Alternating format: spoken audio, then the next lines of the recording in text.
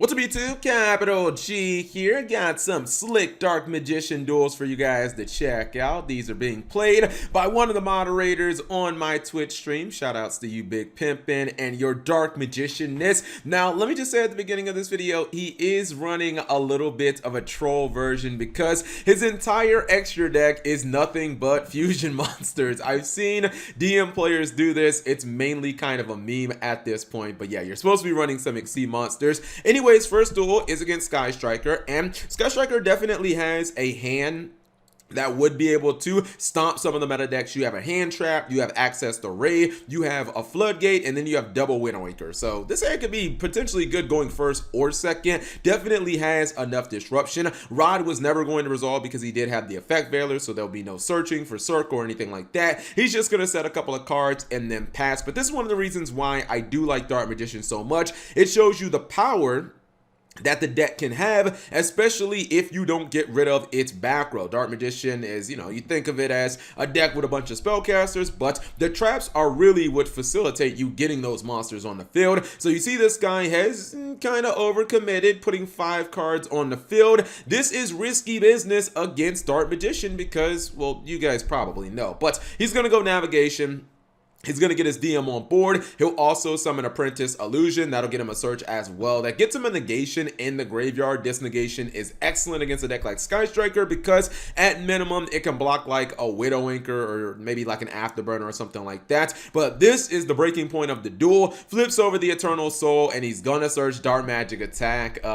If you're a Sky Striker player and you don't have Solemn Judgment down, you're basically going to lose to this card. It is a Feather Duster. So, while a lot of decks are getting we're getting the new card in Ignition Assault. Dark Magician have had it for a very long time. Now, he did have the option, and he's actually just going to go ahead when his opponent flipped over. There can only be one to the Dark Magic Attack. I'm not sure that I would have actually used Navigation. I mean, you can make the argument that he could probably push for game, but even if he would have lost, like his monsters to There Can Only Be One, it would have been destroyed anyways at resolution. So, like, I probably would not have used my negation. I just would have, like, kept my Dark Magician. But regardless, it doesn't matter.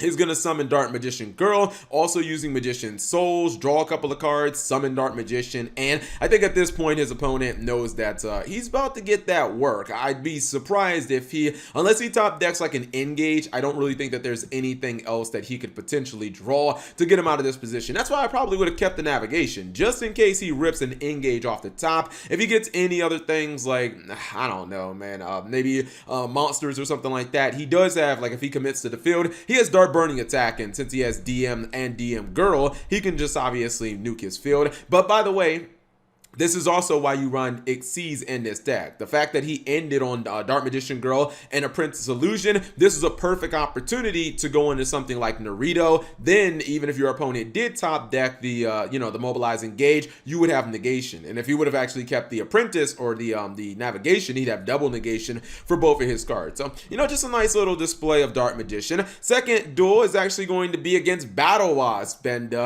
I've actually played this deck a few times on my live stream. It is frustrating to say the least. It was I'm probably gonna call it B-Force a couple of times in the duel because that's what they called it in the Art v Anime, but I digress. I've never built a version that plays Speedroids, but I can see why it works because the Battle Wasps themselves are win. Anyways, Terratop, he's not going to let that resolve, or at least he tried to ash it, but Called by the Grave is going to answer that. So I guess both players are throwing out some negation early. That means he's going to be able to get a few monsters on board fairly easy, drop in like 4. He is going to go for the Great Fly. At minimum, it does crank up basically all the monsters in your archetype. Also gives you a draw, it gives you a nice little recovery aspect if it dies. He is going to go for the new Dark Magician fusion monster, the Dark Magicians. I guess that's going to be its TCG name. It's a very strong card, especially if you just have spells that you can activate, because it does let you draw anytime a spell, trap, or spell trap effect is activated, and it works as a quick effect. Nice. He is going to go ahead and summon that. You know, it's a strong card because it can be summoned by the Eye of Timaeus, which now that Dark Magicians have their own fusion, who's really gonna, I don't know if people are still gonna run Timaeus. Anyways, he is gonna go Navigation. That's gonna summon a Dark Magician, and it's gonna summon Apprentice Illusion. That should be a search, and he'll also get a draw. Then your deck first, though, like if you activate those 2 card effects back to back, make sure you search a Dark Magician first so you don't actually draw one. And Battle Wasper going in, he is gonna summon the level 12, which he's gonna banish a ton of his graveyard to make everything on the field 0 attack for the Dark Magician player. I felt this one, man. This card would have been so much better. I know we don't want to make it like ridiculous, but if Konami just would have given it like 2 attacks, man, that card would have been so much better. But he is basically attacking for 3,000. It's kind of like a direct attack. He's going to discard this Battle Wasp to do 2,000 battle damage as well. Not bad. That's a 5,000 damage turn. He is going to get himself a draw as well. And now he does have circles, so we'll see if he wants to go. He went for Dark Burning Attack. Now, the good thing about the Battle Wasp level 12 and level 12 synchro is that when it dies, you can summon like up to 3 Battle Wasp monsters from your graveyard, so at least your opponent will have to potentially kill those monsters as well. So he might have to deal with those. He's gonna go for Amulet Dragon. He says, hey, you're not the only one who can banish a bunch of cards from the graveyard to, you know, affect the stat lines of monsters. And he's gonna have his attack actually blocked by the Tri-Eyed Dice, which is a problem because now I think he's probably gonna try to summon another copy of that level 12 synchro. And at that point, with your opponent being under 3,000 life points, I would probably just try to banish my entire graveyard or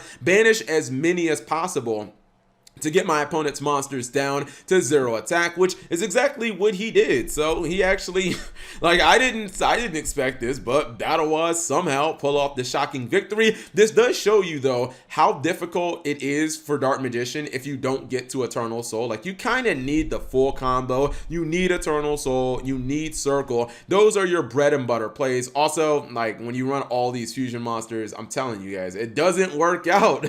These fusion monsters are cards that you should not really be prioritizing. Summon them every once in a while, but don't forget about the Dark Magician Xyz monsters because they're absolutely amazing as well. Anyways, hopefully you guys enjoyed those short duels. If you did, give the video a thumbs up. Thank you guys for watching. As always, subscribe if you have not already and turn on that notification bell for daily videos.